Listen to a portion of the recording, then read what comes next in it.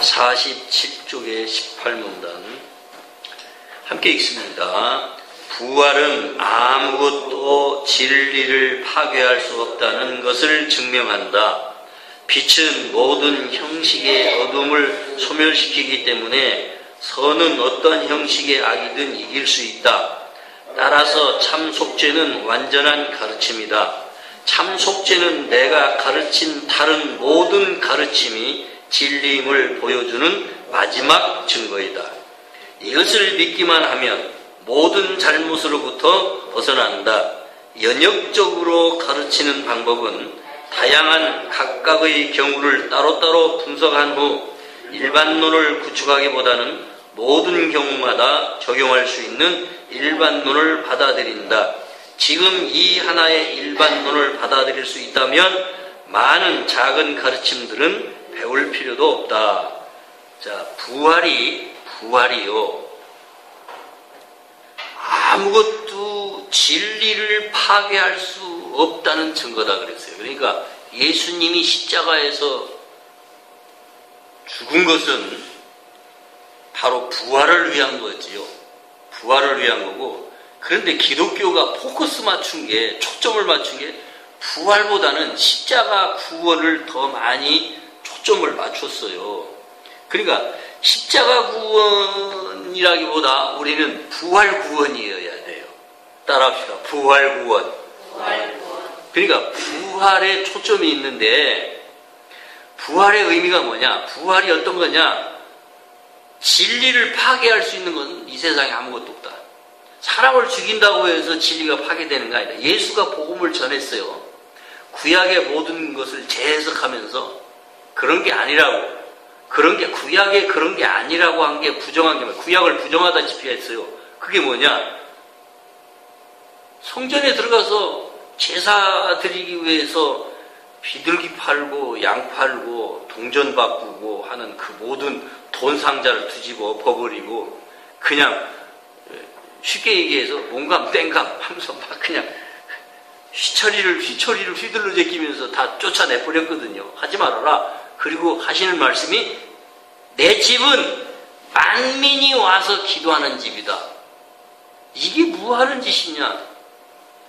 근데 그게 전부 왜 그런 돈을 바꿔야 하고 그 다음에 비둘기를 팔고 양을 팔고 그랬느냐? 보세요. 이제 이스라엘 백성들이 자기 죄를 사함받기 위해서 먼 곳에서부터 이제 제사 한번 지르려고, 그게 1년에 한 번 올지 몇 년 만에 한 번 올지 몰라. 제사 드리기 위해서 양을 이제 데리고 와요. 그러면 먼 길에 그게 더운 지방에서 옵니까? 부스럼이나 털 이런 데 중간중간에 영소도 이런 그 양도, 그러면요 그게 부정한 짐승이야.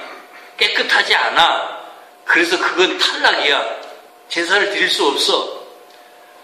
그 다음에 성전에 들어가기 위해서는 성전세를 내야 되는데 성전세를 내야 돼. 성전세를 걷어서 그게 이제 제사장들이 먹고 사는 거고 그 성전을 관리하는 레위인들이 먹고 사는 길이란 말이야. 그래, 그런 시스템이 되어 있는데, 예를 들어 아까 얘기한 것처럼 양을 이렇게 데리고 와요. 오다가 이게 다리 아프고 상할까봐 양을 짊어지고 와요. 또 어깨에다 메고 온다고 양을. 요즘 강아지도 그 뭡니까? 그 어린애들 유모차에다 태우고 다니는 것처럼 강아지도 태우고 다니더라고. 그렇게 동물이 우대받는 세상인데, 이스라엘 사람들은 이 동물을 희생시켜서 제사를 지내야 되는데 흠이 생기면 이게 불합격이야. 얼마만큼 이제 자세하게 검사를 하느냐? 붓뚜껑으로요. 붓뚜껑 같은 걸로다가 불어서 털을 다 하나하나 헤쳐가면서 흠이 있나 없나를 찾아내. 그러니까 아예 이 짓은 하지 말자. 그래서 불합격품을 싸게 사. 이제 하지 말아라. 이거 안 된다. 싸게 사가지고 며칠만 가만히 이제 먹이면 이게 부스럼이 다 깨끗이 없어져. 그럼 그놈을 이제 제사 지내러 온 사람들한테 되팔아. 이렇게 해서 남기는 이윤이, 그게 이제 그 시대의 그런 시스템이었어. 그래, 예수님 뭐 이게 도둑놈 씹보다. 그 다음에 돈을 바꿔야 돼. 그냥 아무 돈이나 그냥 말하자면 화폐가 그 당시에 로마가 지배하던 시대이기 때문에 로마 화폐를 내면 되는데 성전세를 내는 건 로마 화폐가 아니야. 그러니까 성전에 들어가는 화폐로 또 환산해서 바꿔야 돼. 여기서 떨어지는 또 이문이 또 있어.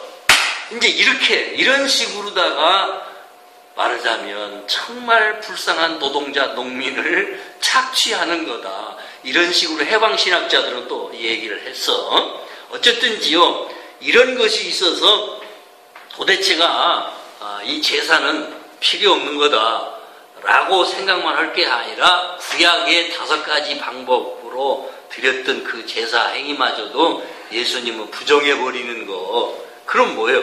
구약은 더 이상 그 구약에 그런 것은 필요 없다 하니까 들고 일어난 거예요. 누가? 대제사장부터 제사장들이 들고 일어났어요. 장로들이 들고 일어났어요. 유대인들이 들고 일어났어요. 이런 그야말로 오늘날 천인이 공모할 나쁜 암흑의 예수 이러면서 예수님을 죽이려고 했던 거예요. 그래서 아무 죄도 없는 예수님을 로마 총독한테 가서 고소하면서 이거 죽여야 한다. 그래서 바꿔치기 한 거 아니에요? 죄인 하나고 바꿔치기 해서 예수님을 십자가에 매달아 죽인 거 아닙니까? 그렇게 예수님은 죽었어. 그런데 이 죽은 걸 놓고 우리의 죄를 위해서 죽어주셨다라고 해석을 하는 거지. 나의 죄를 위해 죽어주신 예수님이라고 거기다가 초점을 맞춰서 해석을 하고 예수님이 십자가의 죽음이야말로 나를 위해서 희생제사를 드려줬다. 희생제사가 어디서부터 있었는데? 구약에서 유대인들이 그렇게 했는데 그것을 이렇게 가지고 와서 신약에 와서 예수님이 십자가에 죽은 것은 나를 위해서 구원하시기 위해서 죽어주셨다 라고. 예수님이 그렇게 죽었나? 그러면 얘들아 제자들이 12명 이제 제대로 세운 제자가 있고 나머지 줄줄줄 따라다니는 여자들부터 해서 제자들이 수두룩한데 그 제자들 한 사람에게라도 가장 사랑하는 수제자인 베드로에게나 아니면 정말 막내댕이 요한에게나 일로 와봐라. 내가 며칠 있다가 이제 십자가에 못 박혀 죽을 것 같은데 십자가에 못 박혀 죽을 것이라고 십자가라는 말은 거론하지 않았지만 내가 좀 있으면 간다. 그러니까 어디로 가시나이까? 주여 어디로 가시나이까? 이러면서 이제 두려움에 떨었던 제자들이거든.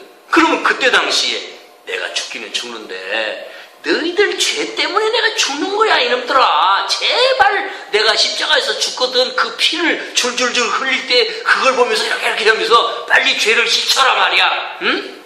그러고 유언이라도 하고 가셨어야 되는데 그런 말은 한마디도 안 하고 내가 좀 있으면 간다. 그런데 좀 있으면 다시 나타날 거다.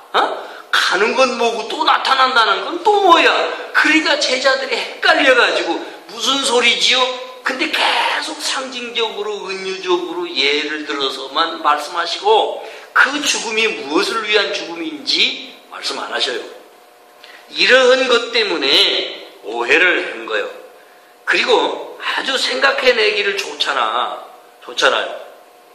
그러면 또 예수님이 아까 얘기한 대로 내가 그렇게 해서 이제 죄 때문에 죽을 것이다 라는 그런 예언을 해주시고 그 자리에서 또 알았습니다. 이러면서 연필로다가 침을 발라가면서 치부책에다가 알았습니다 하면서 이렇게 쭉쭉쭉쭉 써내려갔다면야. 그리고 나중에 그걸 바탕으로 해서 성경을 썼다면야. 그건 확실하겠지. 그런데 그게 아니야.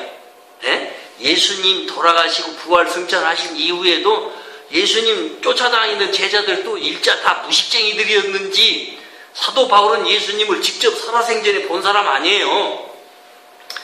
그 예수님의 제자들이 성경을 사복음서를 썼다고 하지만 그게 언제적 작품이냐. 예수님이 돌아가신 다음에 몇십 년 있다가 쓴 거예요. 몇십 년 있다가. 제일 먼저 쓰여진 것은 바울서신이야. 바울서신. 그 바울서신은 예수님 주후 50년, 60년경이라고 그래요. 마가복음이 비슷한 시기야. 그래서 마가복음이 사복음서에서는 제일 먼저 쓰여졌고 그래서 나중에 쓰여진 게 누가하고 마태복음이에요. 그런데 이 복음서를 써내려간 것이 언제냐? 예수님이 부활 승천하신 지 몇십 년이 있어서 까마득해지려고 이러면 안 되겠는데? 우리가 다 잊어져 가네. 그래서 안 되겠다. 그래서 생각을 하고 생각을 짜내서 기억을 더듬어서 써내려가기 시작하는 거예요. 그게 문서화 되기 시작하는 거야. 그게 이제 성서로서의 문서화가 최초의 시작이에요. 그럼 도마복음 같은 것은 1945년도 땅속 항아리 속에서 이제 나온 건데, 그걸 보니까는 시간이 한 10년 이상이나 더 빨라요. 기록되어진 게 제일 오리지널한 거야. 오래된 문서요. 그러면 먼저 쓰여진 거, 우리 지금 기적 수업도 여러 가지, 한 3가지 버전이 있는데, 버전이 한 3가지 정도가 있어요. 이게 지금 우리가 공부하는 게 오리지널 버전이라는 거, 오리지널 버전. 그런데 이 오리지널 버전이 이렇게 존재하는 것처럼 성경도 제일 먼저 쓰여졌던 게 최고의 권위가 있는 거예요. 그 도마복음의 권위를 그래서 이제 인정하기 시작한 거예요. 어쨌든 성경도 그런 배경을 가지고 있는데, 예수님이 십자가에 대한 예수님의 십자가의 그 죽으심을 우리는 잘못 인용했다. 예수님이 그걸 지적하는 거예요. 내가 말하는 이 기적의 핵심은 어디에 있다? 십자가의 예수님의 죽음에 있는 게 아니고 부활의 핵심이 있다. 그렇게 이해하세요. 아멘? 그래서 빛은, 이제 다시 읽어볼게요. 부활, 시작. 부활은 아무것도 진리를 파괴할 수 없다는 것을 증명한다. 사람들이 예수님을 십자가에 못 박아 탁 죽여버리면 끝날 줄 알았지. 그래서 예수님이 십자가에 죽였단 말이야. 끝내려고, 까분다 이거요. 예수가 와서 까분다 이거야. 이게 젊은 놈이 말이야. 30몇 살밖에 안 먹은, 한 30살 먹은 게 까불고 댕기거든. 수염이 이만큼 길고 늑수구만 장로들이 볼 때, 유대인들이 볼 때 저게 뭘 한다고 말이야? 까분단 말이야. 그래서 잡아 죽인 거예요. 신성모독죄로 죽인 거예요. 근데 예수님이 옳았다 이거예요. 그래서 이제 예수를 죽이면 이제 잠잠해질 줄 알았어. 그랬는데 하루아침에 성경의 기록을 보면 3,000명씩, 4,000명씩, 수천 명씩 회개를 하면서 막 예수를 따라다니는 게 폭발적으로 사람들이 막 난리를 난 거예요. 그래서 아무 효과가 없었죠. 그러니까 예수님 자신이 내가 죽은 것은 너희들의 죄를 위해서 죽은 것이라기보다 나는 그냥 핍박받다가 죽었다. 핍박받다 죽었지만 나를 죽이는 것은 완전히 진리를 말하자면 말살하려고 하는 것과 똑같다. 내가 와서 전한 것은, 내가 와서 말한 얘기는, 내가 와서 너희들을 가르친 것은 성령의 가르침이고 하나님 성부의 가르침이야. 그렇기 때문에 나를 죽인 것은 이 진리를 말살하려는 것과 같았던 거다. 근데 내가 죽었냐? 다시 살아나지 않냐? 그러니까 이 부활이야말로 진리는 그 무엇으로도, 죽음으로도 파괴할 수 없는 거다. 그게 부활의 의미다. 아멘. 이렇게 이해하시면 돼요. 자, 빛은 모든 형식의 어둠을 소멸시키기 때문에 선은 어떤 형식의 악이든 이길 수 있다. 그러니까 내가 빛이요, 너희는 세상의 빛이요, 그런 것처럼 우리 하나님의 아들들이 빛이고 예수님이 빛인 것처럼 그 빛은 어둠을 소멸시키기 때문에 선은 어떤 형식의 악이든지 이길 수 있다. 그러니까 예수님의 부활이 선이고 예수님의 부활이 빛이고, 그래서 어둠을 물리치고 어떤 형식의 악이든지 이길 수 있다. 이런 얘기고요. 따라서 참 속죄는 완전한 가르침이다. 참 속죄야말로 완전한 가르침. 따라합시다. 완전한 가르침. 더 이상의 어떤 가르침도 필요 없다는 거예요. 참 속죄야말로. 그래서 이 참 속죄의 의미를 확실하게 깨달으시면 이제 더 이상 무엇도 배울 필요도 없을 만큼 완전한 가르침을 받는 거다. 그런 의미이고요. 참 속죄는 내가 가르친 다른 모든 가르침의 진리임을 보여주는 마지막 증거다. 이 참 속죄는 마지막 증거라는 거예요. 또 근데 이 참 속죄가 가르침이라는 거야. 보세요. 우리가 그러니까 뭘 배워야 하느냐? 참 속죄가 뭔지를 배워야 된다는 거예요. 네? 자, 근데 여기서요, 이러한 그 가르침을, 이것을 믿기만 하면 모든 잘못으로부터 벗어난다. 참 속죄를 제대로만 배우면 모든 잘못으로부터 벗어날 수 있는데, 여기서 중요한 얘기가 나왔어요. 조금 중요한 얘기가 나왔는데, 연역적으로 가르치는 방법은, 그래서 연역적으로. 이게 무슨 말일까? 무슨 말일까요? 백집사님은 연역적이란 말 기억하세요?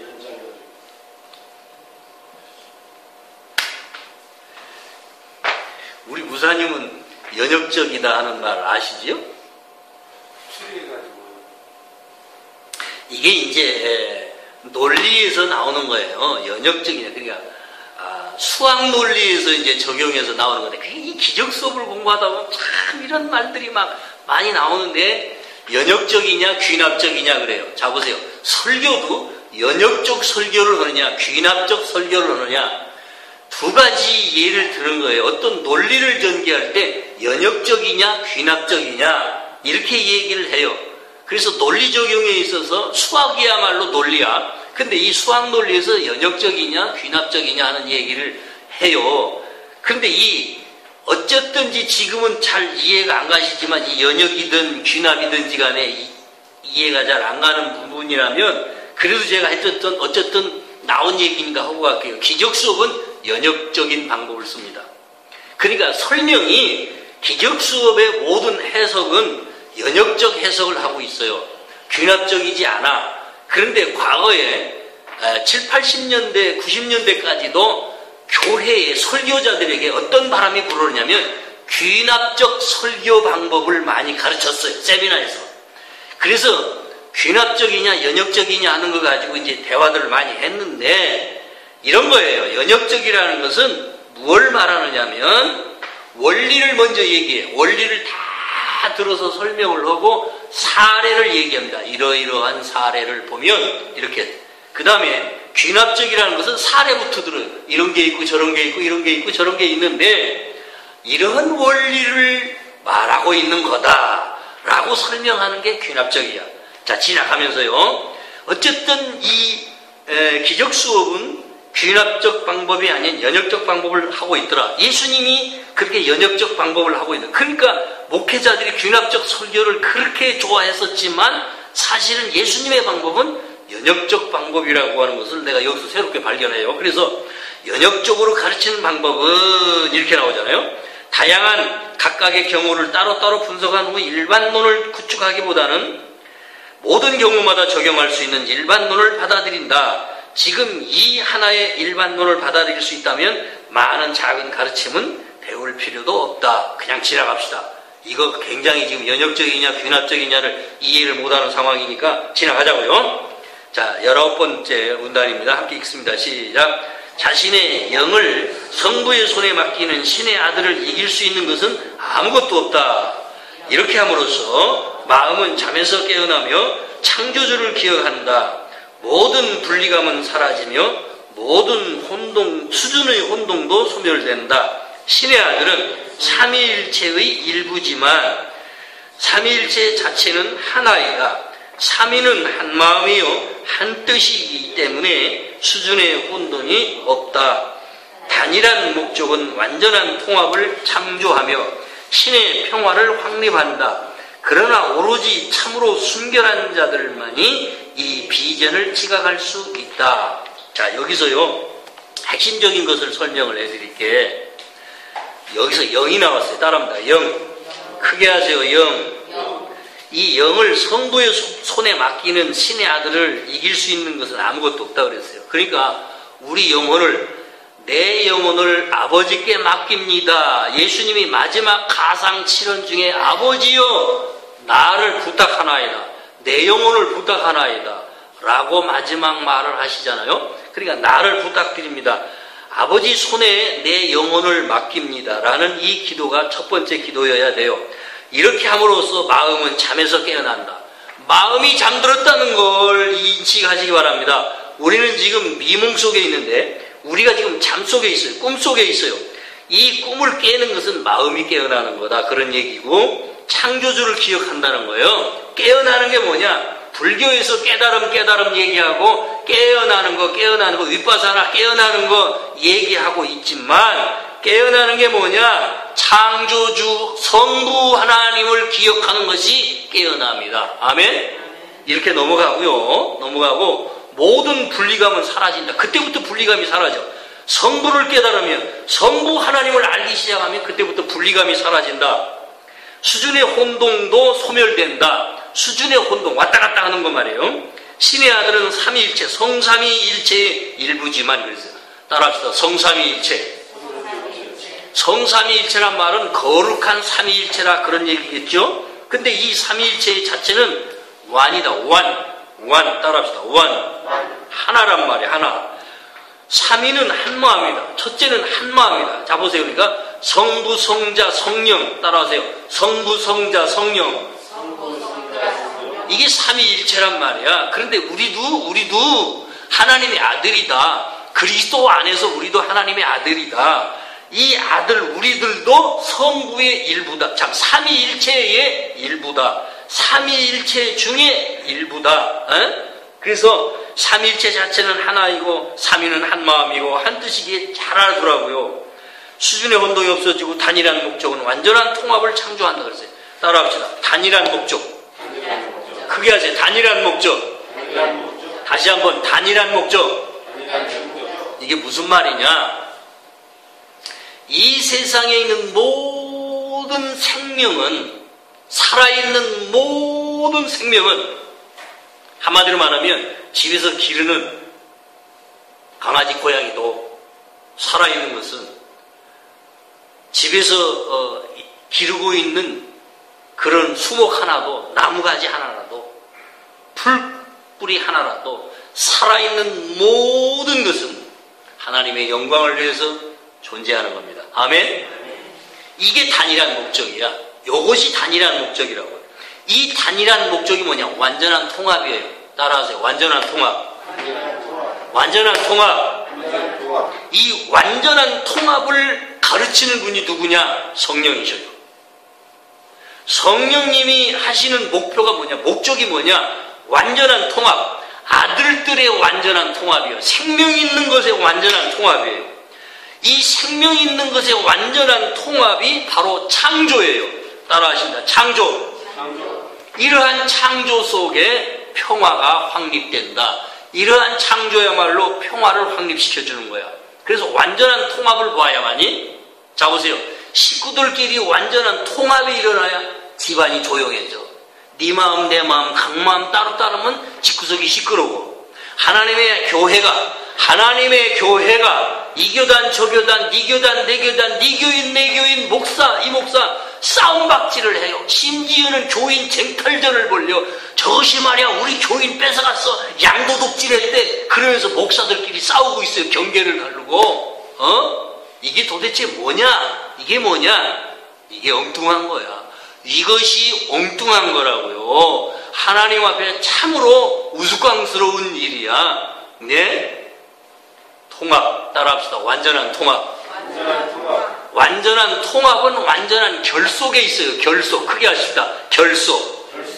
이 결속과 통합을 이해를 하셔야 돼. 하나님의 패밀리 오브가, 하나님의 가족인 우리 모두가 한 마음 한 뜻으로 통합되는 것만이, 결속되는 것만이 하나님의 완전한 통합이고, 그게 한 마음 되는 것이고, 그게 성령이 하시는 일이에요. 그래서 성령은 통합과 결속과 하나로 뭉치게 하는 이 소통을 위해서 성령을 우리에게 주셨다는 겁니다. 성령이 하시는 일의 목적이 완전한 통합과 결속과 하나 되게 함에 있다. 이건 소통으로 이루어진다. 할렐루야. 그래서 나누어지는 거예요. 나눔이라고. 나누어지는 것이 아니라 나눔이라고요. 소통은 나눔 속에 있어요. 쉐어링이라고 나누는 거예요. 내가 가진 것을 너에게 주고 네가 있는 걸 내가 갖고, 그래서 서로가 이렇게 나누는 거라고요. 마음과 마음이 이렇게 서로 소통이 되는 것이 통합으로 가고자 하는 거야. 결속으로 가고자 하는 거예요. 그러나 오로지 참으로 순결한 자만이 이 비전을 지각할 수 있다. 순결한 자가 이 비결을 지각한다. 무슨 말이야? 이 비전을 지각한다. 따라합시다. 비전이라는 말 잡으세요. 여기서 단어들이 이렇게 나왔어요. 단일한 목적, 완전한 통합, 창조, 그 다음에 순결한 것. 이 순결한 비전. 따라합시다. 순결한 비전. 그럼 이게 무슨 말이냐? 순결이라는 의미를 잡아보세요. 마태복음에 마음이 청결한 자는 하나님을 볼 것이요. 마태복음 5장에 나와요. 산상수훈에 마음이 청결한 자는 하나님을 볼 것이요 했는데 이 마음 청결이 뭐냐? 순결이요. 따라합시다. 순결. 지난주에도 약간 내가 언급을 하기는 했었어요. 자, 마태복음 5장을 한번 찾아보십시오. 마태복음 5장 마음이 청결한 자요. 8절입니다. 8절 함께 읽어요. 시작. 마음이 청결한 자는 복이 있나니 저희가 하나님을 볼 것이요. 자, 보세요. 그러면 이 마음 청결이 뭐냐는 거예요. 여기 보세요. 이제 이러한 성경을 참 어떻게 해석할지를 몰랐어. 그런데 이제 심리학이 나온 지 100여 년이 넘어가면서 엄청난 심리학적 발전을 거듭해서 광범위해졌어. 해석이 굉장히 많아요. 그런데 이 마음 청결이 뭐냐 하니 지각이 순결해진 걸 말해요. 지각이 순결해졌다. 그러면 우리의 지각은요, 지금 지각은 5가지 감각을 말해요.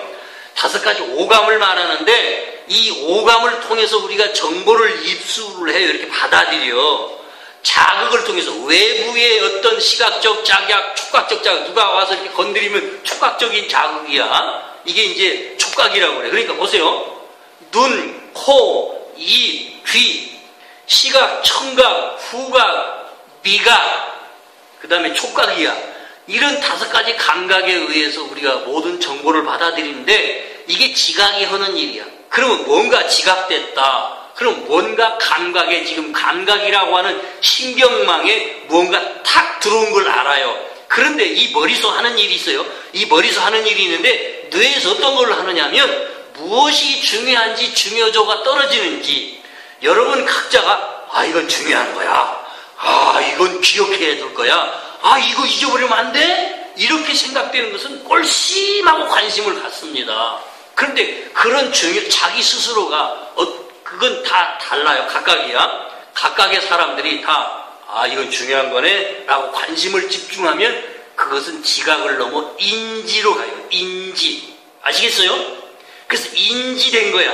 그럼 이 인지는 이제 인식 차원으로 가요. 아하 알아먹었어. 아하 알아먹었어로 가요. 이건 인지야. 그래서 코그니션 하면 이제 이건 인지야. 근데 리코그니션 발음은 이렇게 리코그니션 이렇게 발음을 해요. 그런데 그 리코그니션 그냥 이렇게 한국식 발음으로 리코그니션 이렇게 하면 코그니션과 리코그니션이 달라. 다른데 비슷비슷한 말인데 일단 지각이 되어지면 그게 인지된 차원으로 그 다음에 인지에서 완벽하게 이미 인지가 된다는 건 이런 거예요. 내가 이미 얘가 산삼이래야. 이거 산삼이요? 비슷하게 나오네. 그러니까 인삼을 구경한 사람만이 산삼이야. 그러면 인삼보다는 가늘고 뿌랭이가 많구나. 이렇게 산삼하고 알아듣는 거예요. 인삼이 뭔지도 모르는 사람은 산삼을 코앞에 갖다 대도 무슨 나무 뿌랭이 같네, 풀 뿌랭이 같네 이렇게 얘기를 해요. 그러니까 인지라고 하는 건 잘 들으세요. 인지라고 하는 것은 지각을 한 거에 대해서 이게 풀뿌랭이가 아니고 산삼이야? 난 잘 모르겠다. 처음 보는 건데? 이렇게 얘기할 수밖에 없어. 그럼 이건 지각 수준이야. 근데 인지가 일어났어. 인지가 요게 산삼이에요. 그러면 이미 과거에 인삼 구경이라도 한 사람이야. 인삼 구경이라도 한 사람이 산삼을 보면 알았다. 이게 산삼이야. 그럼 이건 인식이 일어난 거예요. 이해 가시겠어요? 예를 든 거야. 그렇게 지각이 하는 일이야. 그렇게 지각이 하는 일인데 우리의 지각은 오염이 많이 됐다. 오염이 많이 됐다. 뭔가를 보면 이걸 제대로 인식을 못해. 그리고 지각심리학이라는 게 있어요. 지각심리학이라는 게 있는데 내가 지금 여기 그림을 좀 보여주고 싶지만 그런 강의 시간이 아니니까 설명만 하고 넘어갈게요. 우리가 본다는 거, 우리가 느낀다는 거, 우리가 촉감으로 뭘 느꼈다는 거, 이런 거예요. 이런 거야. 밤중에 불이 하나도 없는 골목길을 걸어다가 물구덩이로 뭘 밟았어.